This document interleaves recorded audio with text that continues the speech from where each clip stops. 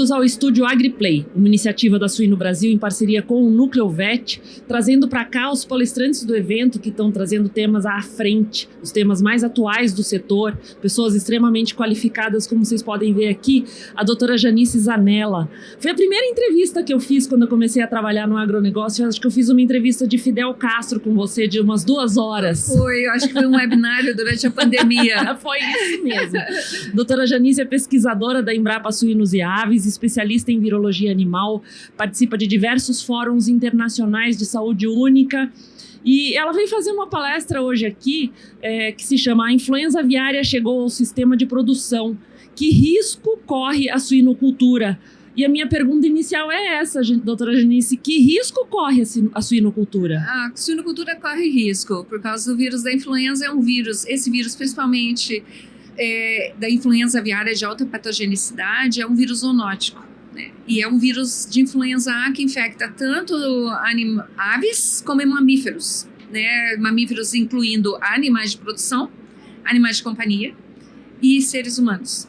E outros mamíferos silvestres também, aquáticos.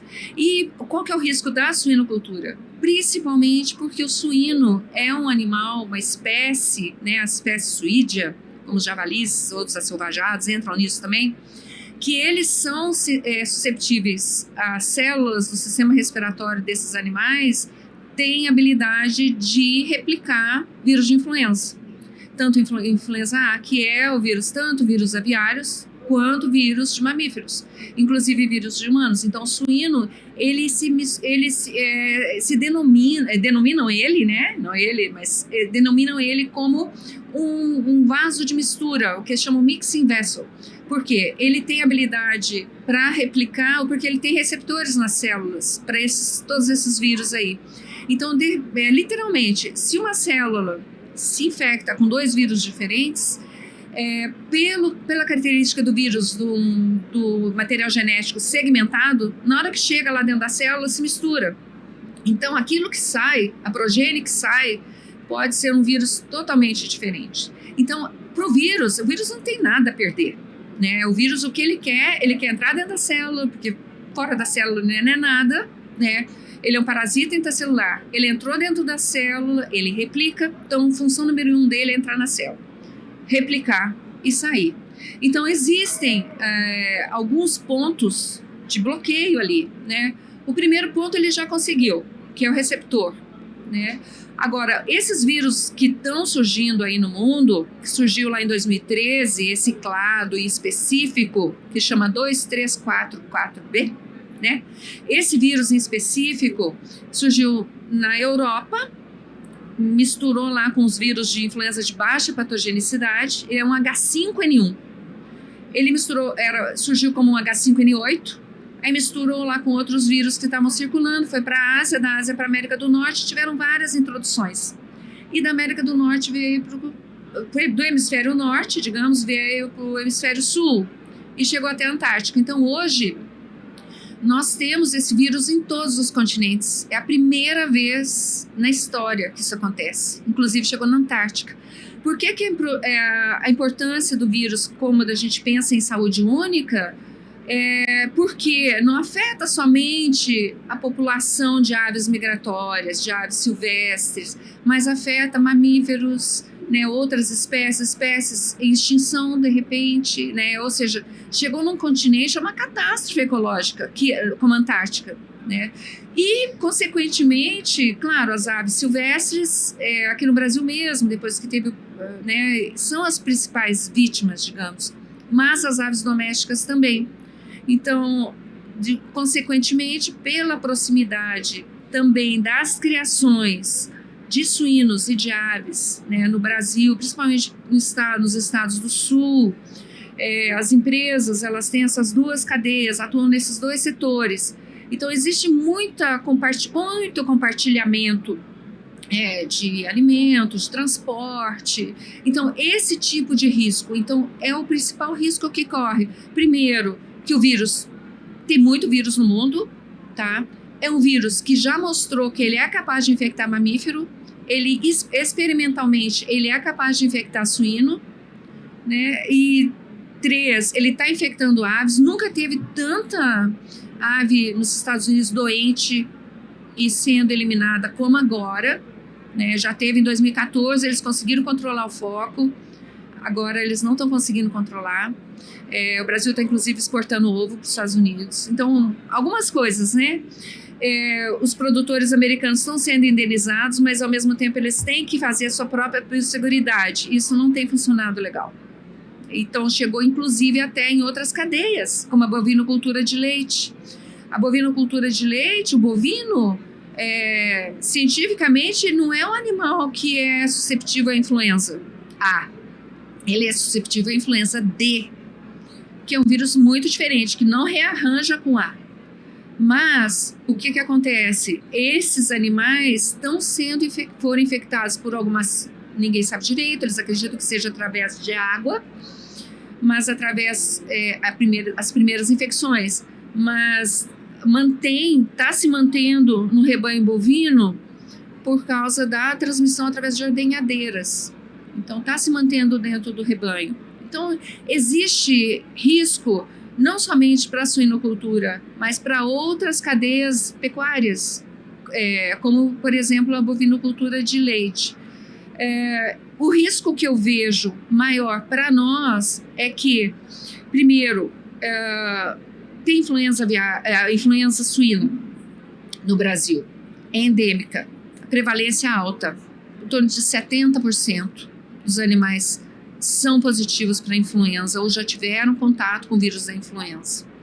O nosso sistema de produção é, com certeza, um sistema comercial, né, de transporte, de misturas, de muitos animais, né? Então, isso tudo também favorece um vírus que é super infeccioso como o vírus de influenza. É um vírus grudento, eu sempre falo isso, é um vírus que precisa de limpeza e desinfecção, limpeza com sabão. É um vírus transmitido pelo ar, outro risco grande para a suinocultura. Então, qual que é o maior risco dessa história toda para fechar esse nosso raciocínio? É o vírus da influenza aviária rearranjar com vírus endêmico de suínos. E dessa forma, ele, por tentativa e erro, ele ir tentando e mutando até ele conseguir replicar eficazmente na célula do suíno. Não só isso, mas também ser transmitido, que tem o segundo passo, porque é importante, primeiro, a entrada do vírus na célula, a replicação dele e a saída também. Então, tem que ter um acordo, digamos assim, um equilíbrio entre a entrada, todo o sistema que deixa ele entrar e o sistema que deixa ele sair perfeitinho, capaz de ser infeccioso para outros animais. Então, Priscila, para a gente pensar bem, como que a gente controla? Todo mundo pergunta, mas então, como que a gente evita tudo isso? Biosseguridade, né?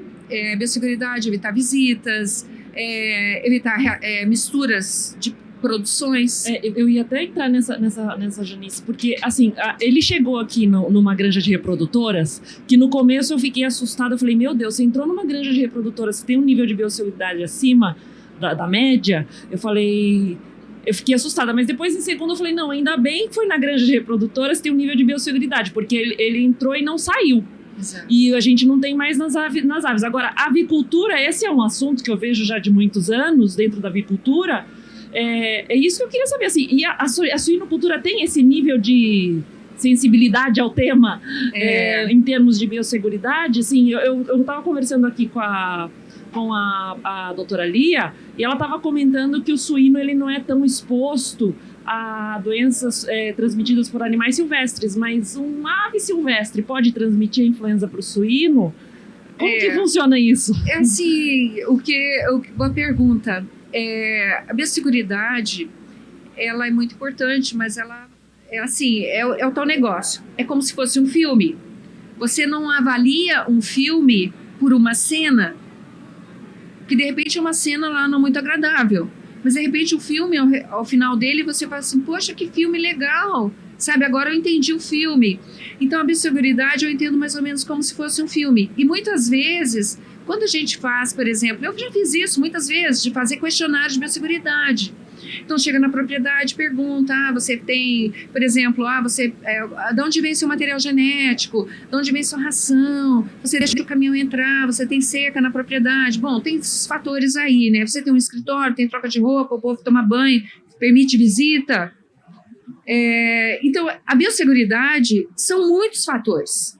E quando você tem muitos fatores, muitos elos, quando um deles rompe, desses elos rompeu, ou um momento, ou a cena daquele filme. É um momento. Então, é muito difícil para a gente avaliar, porque existem muitas variáveis ali. Então, que nem eu estava falando, a biosseguridade ela é super importante. Como que entrou num matrizeiro aqui no Brasil? Algum problema de biosseguridade houve ali, né? Então, assim, então foi o zoológico, animais do zoológico. Não se sabe que é o mesmo clado, mas não dá muita dica pra gente, porque o clado é o vírus que está aí.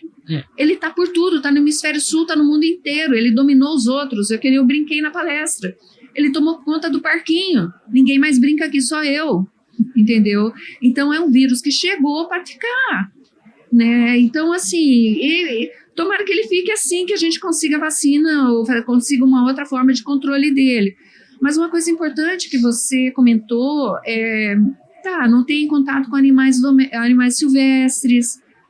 De repente uma ave, ou um animal carniceiro, um roedor, né, que entrou ali e tal. Mas tem as pessoas. Então, é um vírus zoonótico, lembra disso. Porque mesmo que a pessoa não apresente sinal clínico, lembra na época da Covid? Quer dizer, tinha aquelas pessoas que apresentavam sinal clínico, tal, que fazia o teste, que ia lá fazer o teste e confirmava. Mas tinha aquelas pessoas que estavam positivas subclínica e elas estavam por aí, né? Se elas usavam proteção, máscara, etc., elas não transmitiam. Mas de repente dentro de casa elas estavam transmitindo. Então tem muitos relatos de adolescentes que não cumpriram, digamos assim, que os pais falavam. Chegavam em casa, estavam felizes da vida, mas, de repente, uma pessoa com comorbidade ali dentro da casa pegava. Por que eu estou usando todos esses exemplos? Porque muitas vezes, o vírus da influenza, que tem demonstrado nos outros países, é que muitos trabalhadores da avicultura, de laticínios, veterinários, que estão na linha de frente, testaram positivo, sem apresentar sinal clínico. Tá? Então, o sinal clínico que tem apresentado, pelo menos nessas fazendas de leite, é conjuntivite, né? Porque nós temos receptores para o vírus aviário na nossa conjuntiva.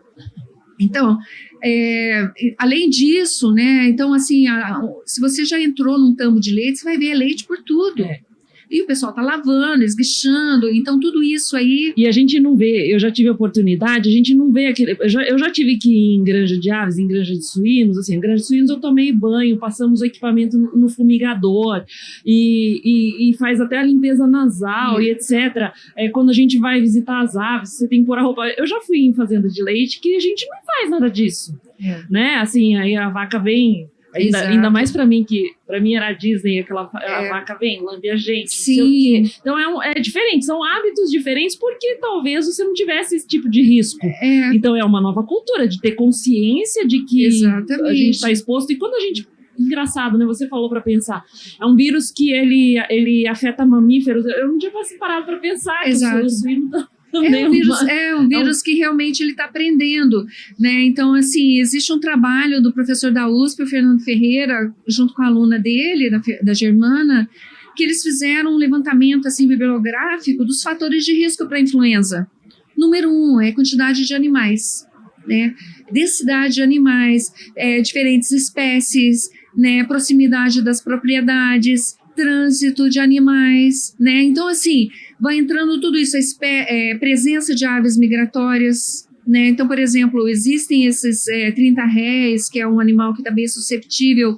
Existem outros aí, irerê, eu acho que é um que também está tomando conta agora, uma ave que realmente é vítima toda essa função. Mas é que nem eu falei, o vírus, para ele não perde nada, porque ele faz bilhões, trilhões de cópias, entendeu? Se 99,9% dá errado, se 1% dá certo, ele vai continuar replicando. Então, aquela misturinha ali deu certo. Então, ele vai continuar vai continuar replicando, porque é um ser inconsciente, digamos assim, né? Então, ele vai continuar replicando. E é um vírus infeccioso. Né? Então, por exemplo, esse exemplo que você deu aí, a gente limpou tudo, assoou o nariz, cuidou, passou desinfetante e tal, mas se sobrou um pouquinho ali, ele é infeccioso, ele é resistente, ele vai ficar.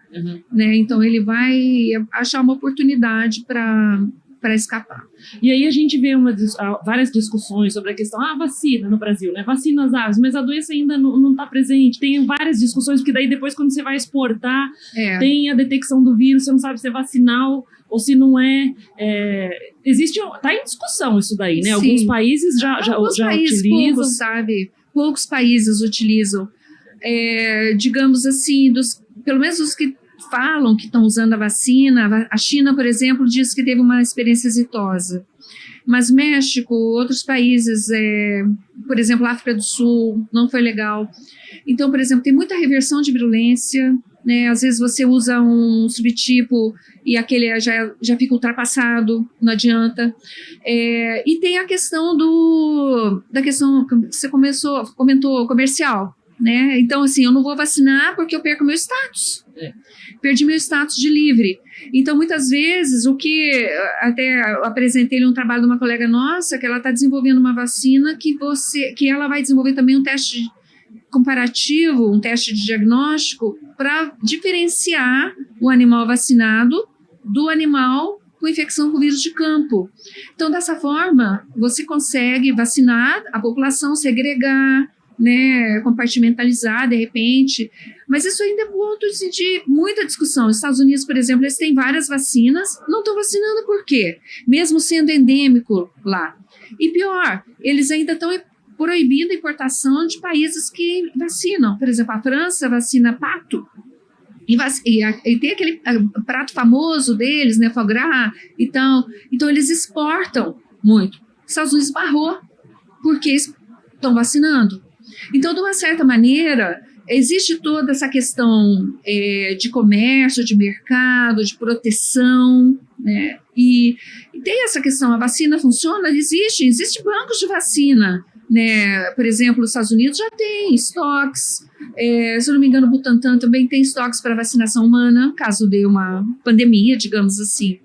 Mas, para nós, na suinocultura, o que a gente vê de maior segurança no momento primeiro, evitar contágio de produção avícola. Primeiro, apoiar o sistema da avicultura, né? Porque, como você falou, é fantástico a forma como eles veem a biosseguridade, né? Então, acho que a suinocultura tem muito a aprender, né? Porque até eu brinco, né? O pessoal da avicultura é bem radical, né? Então, deu um problema, eles não pensam, né? Elimina o lote e deu, né?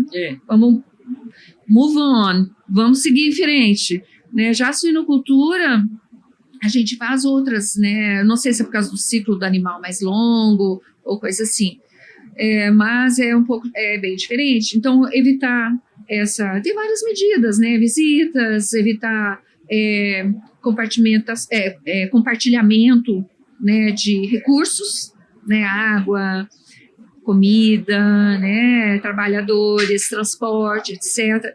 Fonte de água é muito importante, né, evitar aves migratórias ou aves silvestres em fontes de água. Tem a questão do gato.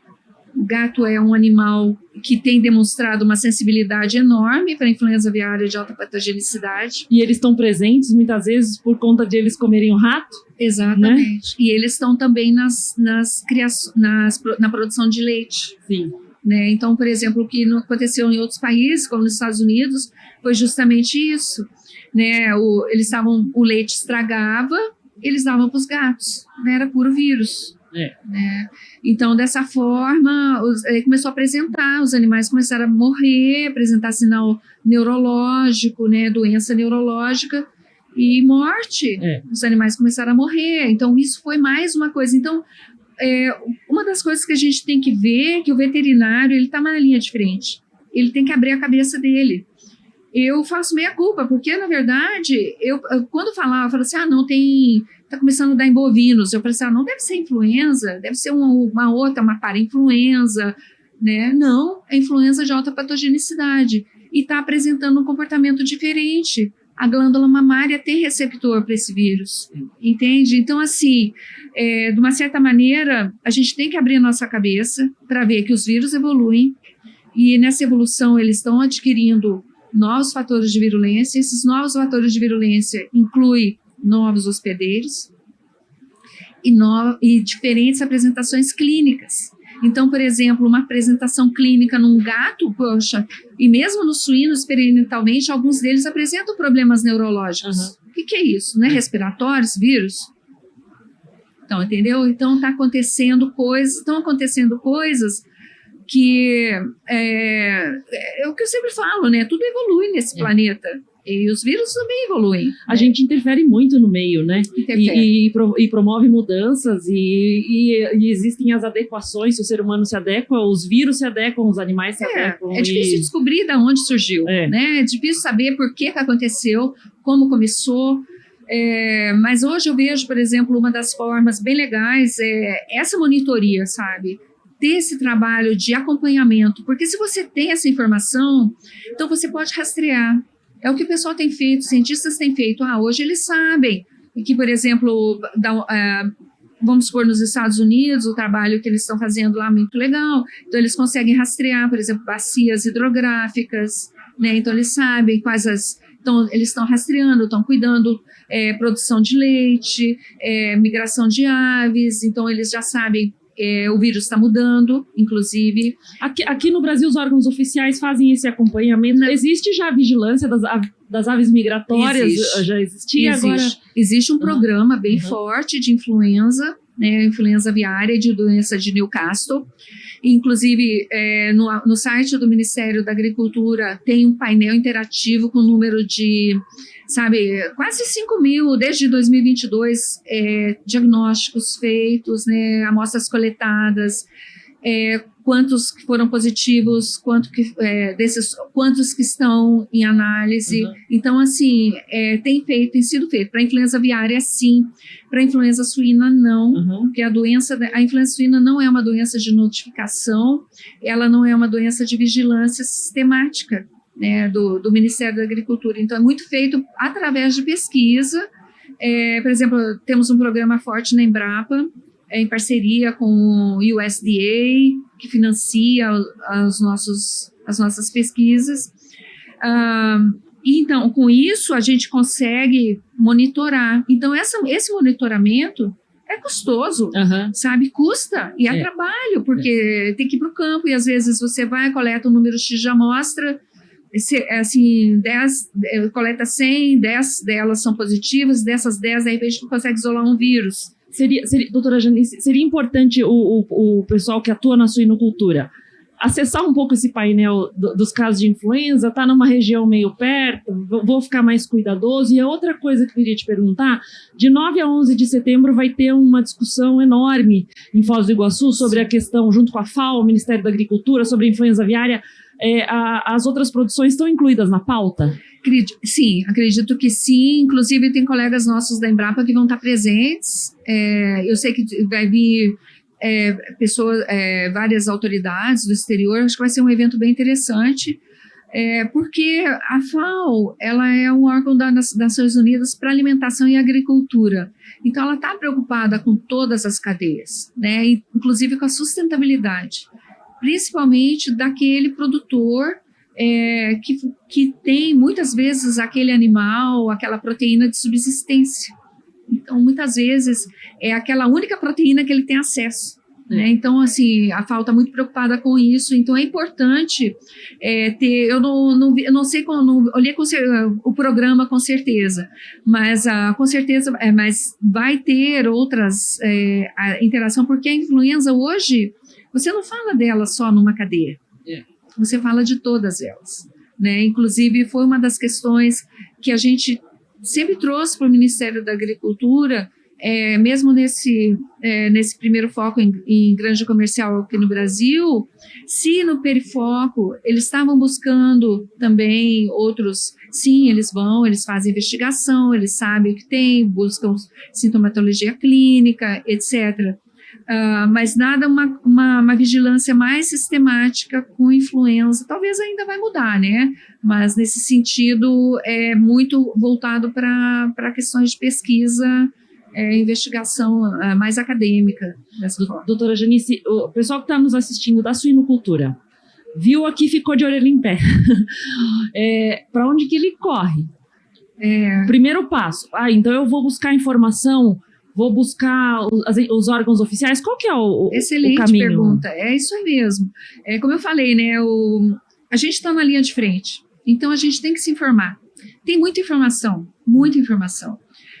Se não tem no Brasil, tem no exterior, tem na OMSA, tem no USDA, tem na OFLU, que é um órgão também ligado à FAO, à OMS e à OMSA. Então, assim, existe informação. Então, o importante é, que nem eu falei, né? Abrir um pouco a cabeça, sabe? E entender que as coisas, às vezes, não são tipo preto no branco. Às vezes as coisas podem estar meio misturadas ali, né? Então a gente tem que ter essa preocupação. Eu acho que é importante trazer essa preocupação. Me lembrou do exemplo do veterinário que diagnosticou influenza aviária em bovinos nos Estados Unidos, lá no estado do Texas. Eu assisti uma palestra dele e ele relatou que ele estava observando que as vacas estavam vários tamos de leite, fazendas de leite que ele dava assistência, e os animais estavam caindo na produção. Os animais, as vacas um pouco doentes e tal. Ele não ligou nada muito sério com influenza, fizeram outros testes, fizeram mastite, né? Estavam as vacas com mastite. E ele tinha vindo num evento de suinocultura e falaram da apresentação da importância da influenza aviária, da questão da influenza que podia pegar outras espécies, outros mamíferos, e ele ficou com aquele negócio na cabeça. E retornou, eu acho que, eu não sei bem ao certo se foi antes ou depois, mas ele viu também, começou a associar com a questão dos gatos. E viu que tinha aves migratórias em uma das propriedades. Aí o que ele fez? Ele parece que foi uma coisa assim, ele foi para a missa, e ele tinha um equipamento de PCR na clínica dele, ele pegou amostras de leite, testou e deu suspeito. Aí ele ficou com aquele negócio, um domingo, ele ficou naquele negócio, mandou para o USDA, já no outro dia já veio o resultado positivo. Ou seja, a gente tem um sistema de comunicação bom também, sabe? Um sistema que atende também o diagnóstico rápido. Então, assim, não é somente o veterinário ir lá diagnosticar, mas também ter todo um aporte, um suporte, digamos, né, de laboratório, ter um suporte de comunicação, de notificação e de ação. E muito importante, o uso de equipamentos de proteção individual. Isso o nosso colega do campo tem que sempre lembrar de usar. Um óculos de proteção, um guarda-pó, uma bota, troca de roupa de uma propriedade. Quer dizer, essas coisas que parecem chover no molhado, né, o básico, mas tem que ser lembrado. Porque ele está protegendo a ele, né, a saúde dele e do animal que ele vai dar atendimento. Então, esse tipo de coisa. Então, são algumas recomendações que a gente deixa para os colegas que estão na linha de frente, que estão atendendo, para ter essa preocupação, né, que a doença está aí, né? Então, como você falou, é interessante eles entrarem no site, é interessante. O que eles vão ver? Né, como a rota das aves migratórias, pegou primeiro o Pacífico, então a América do Sul do lado de lá, digamos, né, do outro lado do Atlântico, Pacífico, então pegou ali Peru, Chile, né, o Chile chegou na Antártica e voltou para o Brasil, deu até o Espírito Santo, algumas regiões ali, agora parece que o vírus parece que está entrando, né, então já teve suspeitas no Mato Grosso, confirmaram, né, então assim, esse tipo de coisa É questão, assim, da gente ficar de olho, né? Porque é uma realidade nova. É vamos uma prestar realidade atenção nova. a coisas que às vezes a gente não prestava muita atenção, né? exatamente. Vamos prestar atenção que o risco está perto. Muito obrigada, parabéns pela sua abordagem, Obrigada. sempre trazendo contribuições. Obrigada pro pelo nosso convite. público. Uma honra. Fico muito feliz. Fico Uma muito honra feliz de poder receber. ajudar e o que puder, estou à disposição.